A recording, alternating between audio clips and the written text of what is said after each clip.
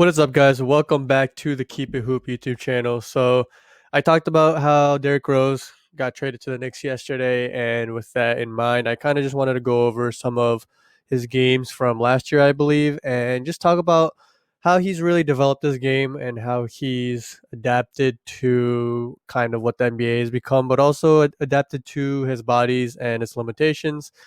He isn't the high flyer that he once was. He's still an above average athlete, but he's really changed his game and has really developed certain aspects of it. So I wanted to go over that. All right, so with that out the way, the big thing is his shooting. He was never a great jump shooter in Chicago, but I do think he's become a better one, a serviceable one. One of the things that I remember people talking about was how he jumps really high on his jump shot, and I know that that used to be what a lot of coaches would teach you. The fundamentals was right, elbows in, shoulder and feet, balance, shoulder width apart from the feet, and then both facing the basket. That's not really the case anymore. It's not. First of all, there are a lot of guys in the league, especially in the past, who didn't have perfect form, who were good shooters. Reggie Miller, one of the greatest shooters of all time, he had a weird release, kind of had a flick.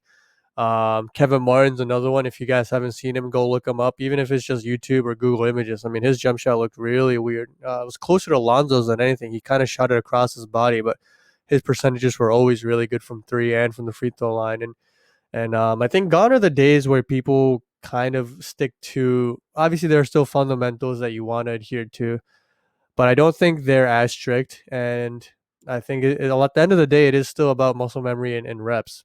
Like Kyrie's another guy who has that thumb push that has become a bit more of a hot topic these days. But again, I'm sure he's taken tens of thousands of shots, and at that point, it's just muscle memory. And I'm someone who changed my shot as well. So like when I was really ramping up my efforts to try to go pro overseas, especially in Japan, I realized that my jump shot wasn't what it needed to be. I clutched it a lot. My shot was kind of a bit like Russell Westbrook's. I jumped high, and it was fine for the most part, except my 3 point shot wasn't consistent. And when I got tired because I had to jump high, my shooting kind of suffered. And I spent hours and hours watching film on Dame and Steph because those are two guys who, as smaller guards, they were able to shoot effortlessly. They didn't jump high and they still had crazy range. And I figured a lot of it was from just having a continuous motion, and really using that momentum that you can create with your body. And even without a high release or jumping high, they're able to get off shots. One, because their range is so far out, and sometimes defenders don't expect it. And then also just having a quick release. But a lot of times, for me at least, it was just about keeping the elbow in and just still having that. For me, it was my because I'm a righty shooter. My right shoulder and then my elbow and forearm pointed at the basket, and it was less about because right now my feet are actually pointed a little bit to the side. But for those of you, I know this kind of went off on a tangent, but speaking of jump shooting form, I don't think you need to adhere to 100% of like the old school thought. Now I brought that up because Derrick Rose again used to jump really high. I do think he jumps a little bit less high on his jump shot. And I remember there were certain player development coaches who had talked about how it's not ideal to jump so high on your jump shot. One, when you jump high, your body just naturally tenses up, and especially at the shoulder and neck area. And when you're shooting jump shots, one of the reasons I say, kind of do what you need to do on your form is because you want to be comfortable. And if you're tensed up or you're doing things that are uncomfortable, it's it's just counterintuitive to take a jump shot like that. So I think that's one of the things that held Derrick Rose back.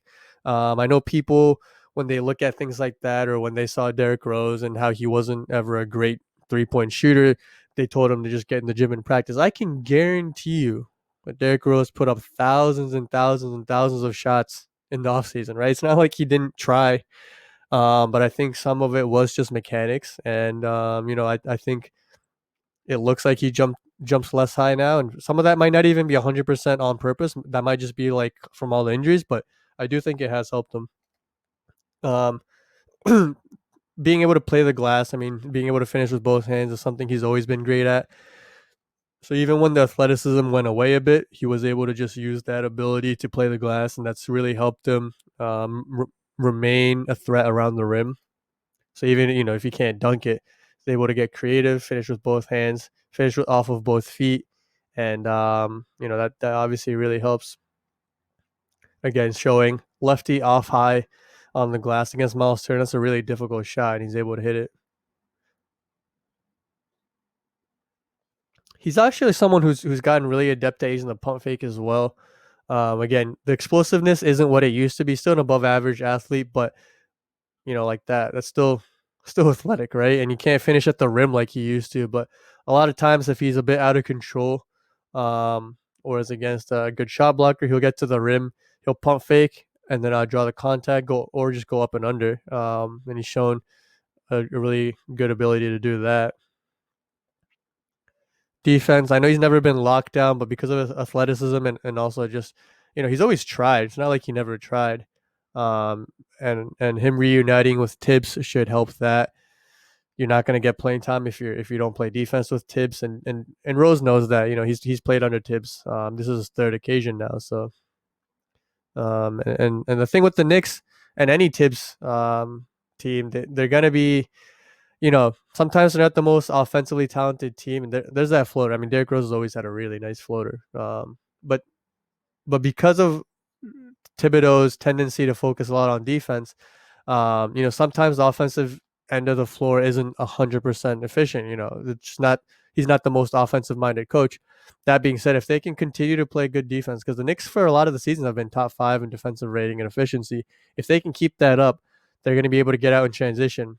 And I don't think they necessarily play with the most pace right now, but guys like Derrick Rose, and if quickly can continue to get more playing time, then you can run out. Guys like RJ Barrett, they can really get out in transition, and that should help their offense as well. Because Rose still a good player out in the open floor, and you can see on a lot of these plays, right, that he's even if he's not the elite athlete that he used to be, still gets to the rim pretty easily, plays the pick and roll really well. He's gone from just going at 100 miles per hour to being able to navigate the screen, like right there. He was able to get Nicholas Batum leaning one way to get him running into the screen. So again, he's still an above average athlete, but you put that with the IQ and the patience now, and that should also help because Alfred Payton's decent at getting to the paint, but now you add a guy in Derrick Rose who's gonna be able to get to the paint just as well, if not better, um, and still a good passer, and on a team that lacks playmakers that can get their own and get other guys involved, because Julius Randle's been able to do it. RJ Barrett can do it to a degree, and he's still improving. But Derrick Rose is definitely going to help with the playmaking as well. And I'm actually the thing I'm interested in most because Mitchell Robinson's a guy that doesn't get a lot of offensive looks, but we know how athletic he is and his ability to finish around the rim. If Derrick Rose can really get a good chemistry with him, Mitchell Robinson's numbers, scoring wise, and just opportunities around the rim might increase as well because they don't run any plays for Mitchell Robinson. He's a guy that I know Emmanuel quickly has a pretty good chemistry with him, but it's not like Alfred Payton and Julius Randle really get him looks. So yeah, I think that should be an interesting duo. If they I don't know how many minutes they'll share the floor together, but yeah, I mean I can't really imagine the point guard rotation now that we have Rose as well. But we didn't get Rose to not play him, so either quickly, unfortunately, he's not going to play, or Payton's not going to play, and it's going to be weird if Payton doesn't play because he's starting right now. So the only reason Payton wouldn't play is if we find a way to trade him, I guess. But yeah, I mean, until I see the rotations, I don't know. It might be more of Rose and Nerlens Noel, but I do think if the Derrick Rose and Mitchell Robinson, if they could end up playing a lot of minutes together, I'd love to see that. And I remember this game winner actually, and I mean, Drew Holiday, one of, if not the best perimeter defender in the league, and Derrick Rose is still able to get his shot, create a lot of space comfortably. I mean, it's a very nice move. Has Drew slipping, and that shot is uncontested. The mid-range shot, even when he was in Chicago, even when if he wasn't a great three-point shooter, the mid-range shot was something he leaned on heavily, and still is there for him.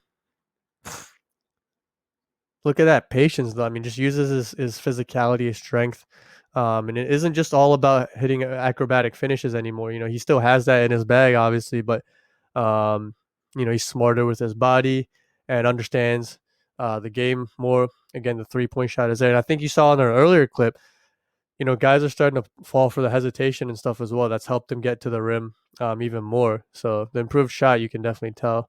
That's a tough floater, lefty floater with three guys around, and the speed is still there. It's not what he used to be, right? It's not the old Derrick Rose, but he's still fast, and I don't think people realize that like how elite of an athlete Derrick Rose was. I mean, he was probably more explosive than Russell Westbrook, at least as explosive, and just because he's lost a step or two, you lose a step or two from that, and you're still an above average athlete, even for an NBA player. Right. Again, getting out into the transition and the vision, the playmaking is there. So yeah, I'm excited. I am excited. I was a fan of Derrick Rose when he in his first stint on the Knicks. I felt like it was one of his stops in what kind of helped propel his resurgence in the league.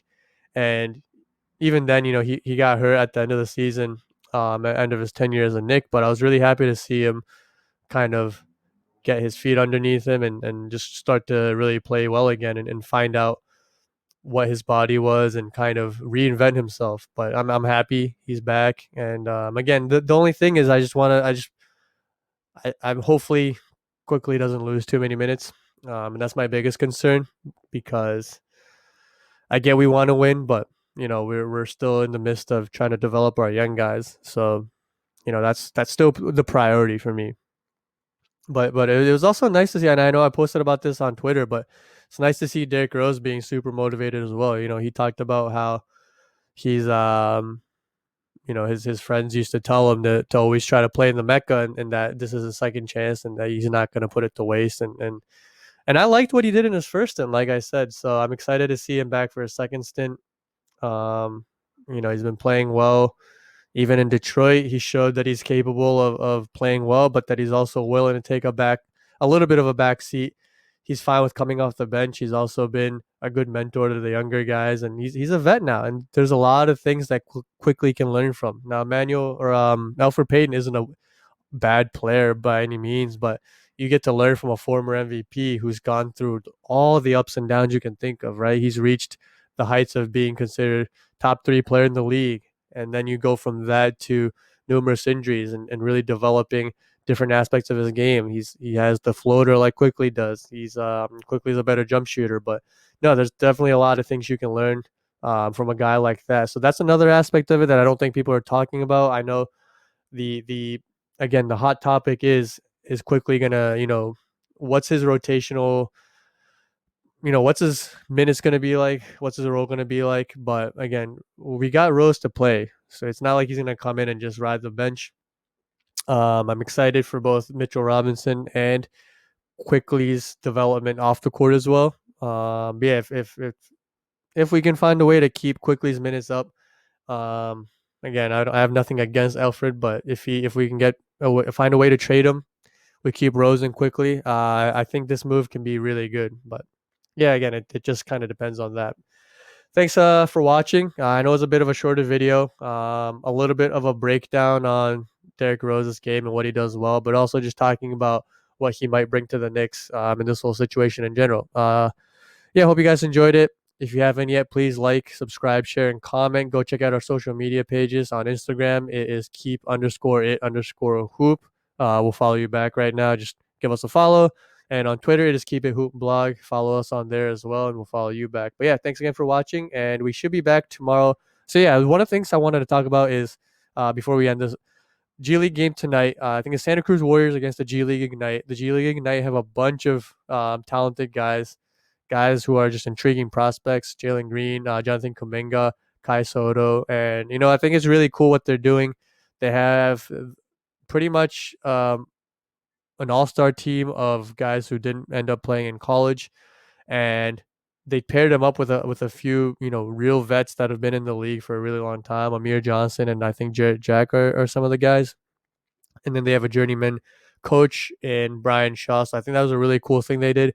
That's going to be on, I believe, ESPN2 tonight. Definitely want to watch that. Again, Jalen Green and Kuminga are the two headliners, but excited to see, what they do on this stage. And hopefully I can get some tape and footage on that so I can break down those games tomorrow or Thursday. But yeah, thanks again for watching, and we'll see you guys soon. Peace.